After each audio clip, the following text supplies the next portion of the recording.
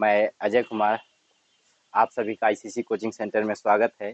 प्यारे दोस्तों, उम्मीद है कि आप लोग बहुत अच्छे होंगे और वीडियो देख रहे होंगे। यदि अगर वीडियो अच्छा लग रहा है तो लाइक, सब्सक्राइब, कमेंट ज़रूर करें, जिससे हमको और आप लोग को बेहतरीन वीडियो लाने के लिए कोई दिक्कत ना हो। तो प्यारे दोस्तों, अब चलते हैं कक्षा 9 संख्या पद्धति अभ्यास 1 पर। तो प्यारे दोस्तों, देर ना करते हुए पहला क्वेश्चन, निम्नलिखित संख्याओं को संख्या रेखा पर निरूपित करना है। अब देखिए दोस्तों, संख्या रेखा पर निरूपित करने का मतलब होता है एक आपका ऐसे कोई लाइन रहेगा, उसी पे जो भी वैल्यू दिए रहेंगे उसी पे आपको निरूपित करने रहेंगे। ये छोटा सा सवाल है, बहुत ज़्यादा घबराने का जरूरत नहीं है प्यारे दोस्तों। अब चलते हैं क्वेश्चन पर। तो देखिए, पहला क्वेश्चन है 1/5।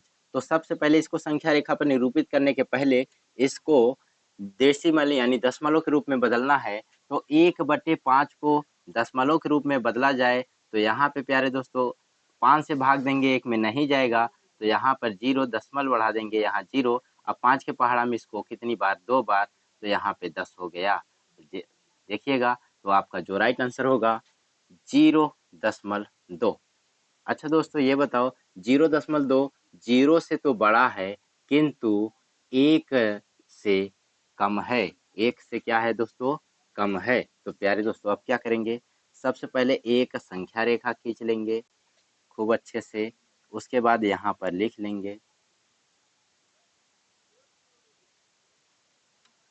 देखिएगा, यहाँ पर 0 रहेगा, 1 2 3, ये आप आगे बढ़ा सकते हैं, कोई दिक्कत नहीं है। अब देखिए, 0 से तो बड़ा है किंतु 1 से छोटा। जब 0 से बड़ा और 1 से छोटा तो 0 और 1 के बीच में ये संख्या रेखा निरूपित होगा। तो आप लोग कह सकते हैं कि 0 से बड़ा 1 से कम, तो यहाँ कहीं पे आपका ये निरूपित कर देगा। उम्मीद है दोस्तों आपको अच्छे समझ आया। पहले फिर से समझो, 1/5 को जब आपको डेसिमल यानी दशमलव में बदले हैं तो 0.2 हो गया। तो ध्यान से देखें, 0.2 0 से तो बड़ा है किंतु 1 से छोटा है। जब 0 से बड़ा 1 से कम तो 0 और 1 के बीच में आपका संख्या रेखा बनेगा। उम्मीद है बहुत अच्छे समझ आया है। अब चलते हैं क्वेश्चन नंबर दूसरे पर।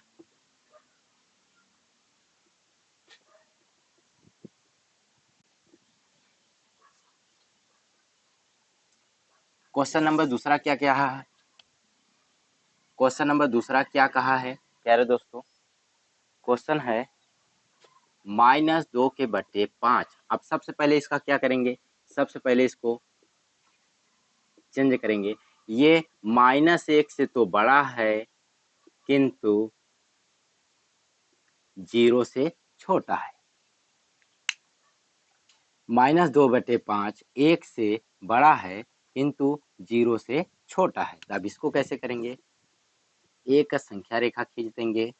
ये बताइए दोस्तों, ये सभी संख्याएं माइनस में दी हैं, तो यदि अगर आपको इसको सॉल्व करना है तो 0 के बाएं साइड में माइनस होता है और 0 के दाएं साइड में प्लस, यानी 0 के लेफ्ट साइड में माइनस और राइट साइड में प्लस। तो प्यारे दोस्तों, अब देखते हैं, यहाँ पर 0 हो जाएगा, यहाँ पर 1 हो जाएगा, यहाँ पर 2, यानी 0 -1 -2। क्योंकि ये संख्या माइनस में दी है तो इसलिए आपको यहाँ पे माइनस में रखना पड़ेगा। अब देखिए दोस्तों, 1 से तो बड़ा है, 0 से छोटा है। अगर 0 से छोटा है तो 0 के लेफ्ट साइड में होगा, 1 से बड़ा है तो 0 के राइट साइड में होगा। यानी जब 0 से अगर आपका कोई भी संख्या छोटा है तो उसको बाएं साइड में लिखेंगे, और यदि अगर 1 से बड़ा है यानी -1 से बड़ा है तो उसको राइट साइड यानी दाहिने साइड में लिखेंगे। तो देखिए, 0 से छोटा, 0 से छोटा, 1 से -1 से बड़ा, तो यहाँ पे आप देख सकते हैं, यहाँ कहीं इन्हीं के बीच में आपका ये संख्या हो जाएगा। ठीक है दोस्तों, आपको बहुत अच्छे समझ आया है उम्मीद है। अब चलते हैं क्वेश्चन नंबर तीसरे पर।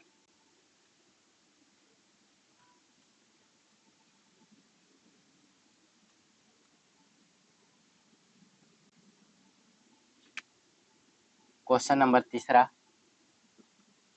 दोस्तों, सवाल दिया है 3 सही 2 के बट्टे 7। अब इसको संख्या रेखा पर निरूपित करने के लिए क्या करेंगे? 3 सही 2 के बट्टे 7, देखो 3 से तो बड़ा है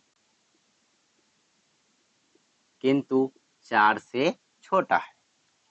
ये 3 से बड़ा है किंतु 4 से छोटा है, तो अब इसको कैसे संख्या रेखा पर निरूपित करेंगे? ये देख लीजिए, एक आप संख्या रेखा खींच देंगे। अब यहाँ पे आप लिखेंगे 0 1 2 3 4। दोस्तों इतना उम्मीद है कि समझ आया है। देखिएगा, ये जब सही बटे में है दोस्तों, तो यहाँ देख लीजिए ये 3 है और ये 3 से तो बड़ा है लेकिन ये 4 से छोटा है। अब क्या करेंगे इनको रखने के लिए? 3 से तो बड़ा है, जब 3 से बड़ा है तो 3 के राइट साइड में, 4 से छोटा है तो 4 के लेफ्ट साइड में, यानी जो भी संख्या 3 से बड़ा है तो उसको दाहिने साइड में, और जब 4 से छोटा है तो उसको बाएं साइड में। तो देखो 3 और 4 के बीच में ही कहीं ये आपका आंसर बनेगा। तो प्यारे दोस्तों, अब इसको देख लेते हैं, आपका आंसर यहाँ पे ऐसे बन जाएगा। उम्मीद है कि आपको बहुत अच्छे से समझ आया है। अब चलते हैं क्वेश्चन नंबर चौथा।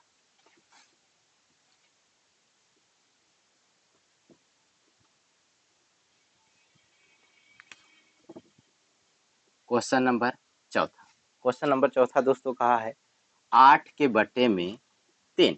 अब 8 के बटे में 3 है तो सबसे पहले इसको क्या करेंगे?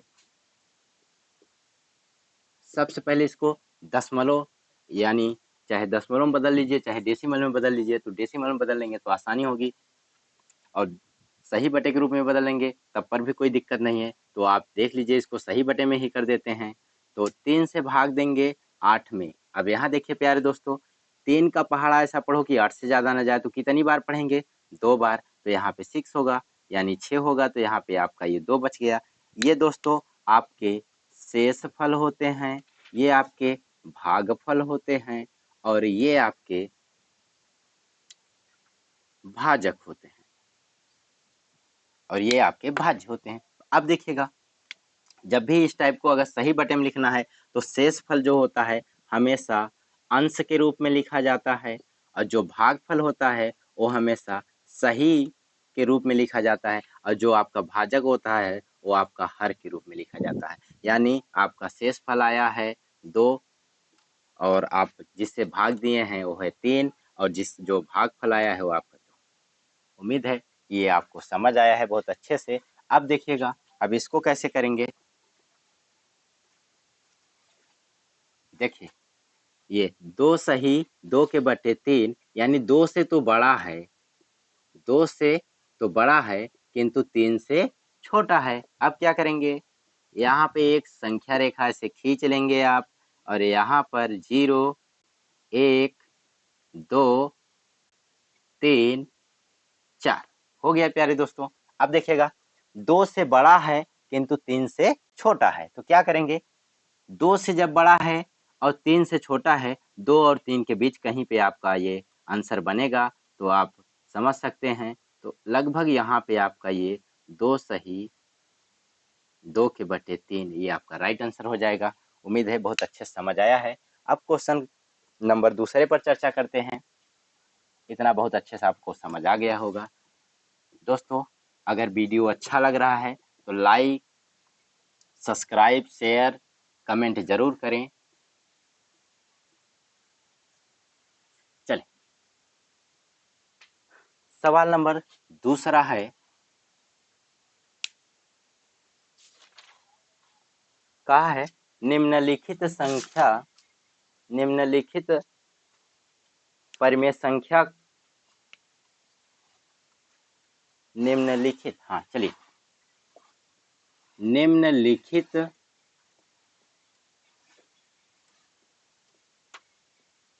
परिमेय संख्याओं में, निम्नलिखित परिमेय संख्याओं में कौन सी संख्या, कौन सी संख्या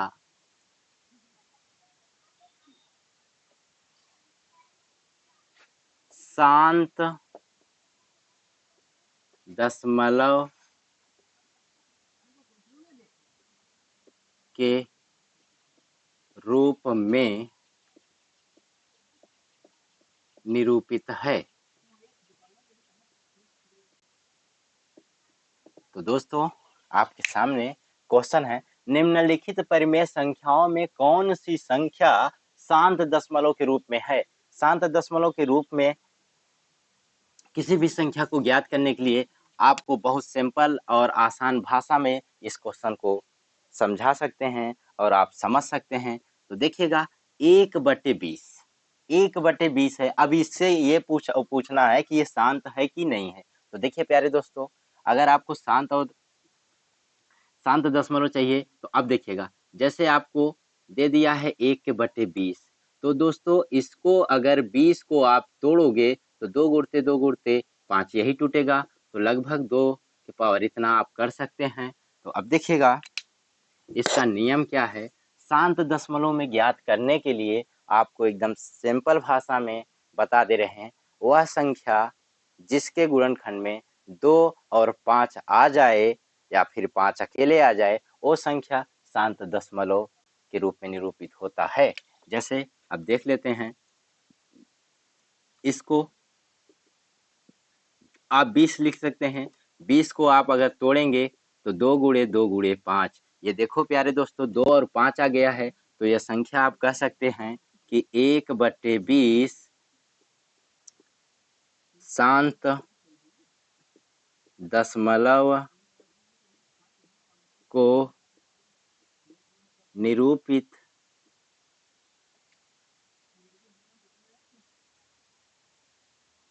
करता है। हमने बता दिया है दोस्तों बहुत अच्छे से। देखिए 1/20 है, इसको हम 20 को आप फ्रैक्शन कर दिए, यानी 20 को गुणनखंड कर दिए, तो फैक्टर कर दिए, फैक्टर कर दिए, तो यहाँ पे 2 गुणते 5, यानी ये 2 और 5 जिससे भी संख्या में आ जाएं वो आपके शांत दशमलव के रूप में निरूपित करेंगे। दोस्तों अब आगे चलते हैं।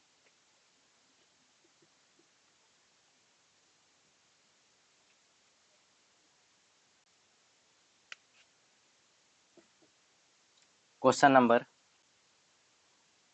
दूसरा है 1/27। ये पूछा है शांत दशमलव को निरूपित करेंगे कि नहीं करेंगे। सबसे पहले इसको 27 को ले लेंगे।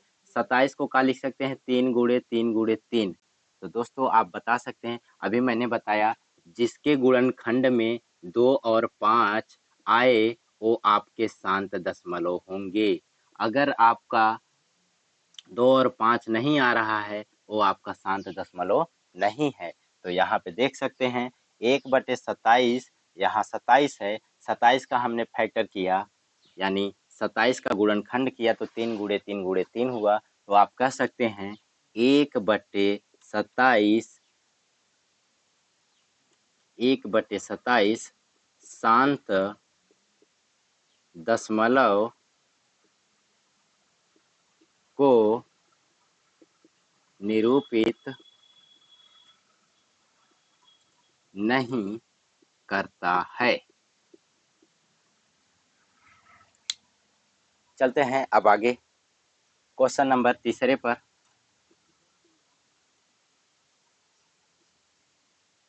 क्वेश्चन नंबर तीसरा, 3/5 पूछा है। 3/5 है तो इसको संख्या रेखा पर निरूपित होगा। तो प्यारे दोस्तों आपको कुछ नहीं करना, 5 है, 5 को हम लिख सकते हैं 1 गुणे 5। मैंने बताया प्यारे दोस्तों जिसके गुणनखंड में 2 और 5 या फिर इन दोनों में से कोई एक आ जाए वो आपका शांत दशमलव के रूप में निरूपित करेगा। तो देखिएगा यहाँ पर 5 आया यानी 5 आया, तो आप कह सकते हो कि 3/5 शांत दशमलव के रूप को निरूपित करेगा। क्या करना है, 3/5 है, 5 को लिख सकते हैं 1 × 5, यानी जिसके गुणनखंड में 2 गुणते 5 आ जाए या फिर इन दोनों में से कोई संख्या आ जाए, वो आपका शांत दशमलव के रूप में निरूपित करेगा। चलिए अब चलते हैं दोस्तों क्वेश्चन नंबर 4।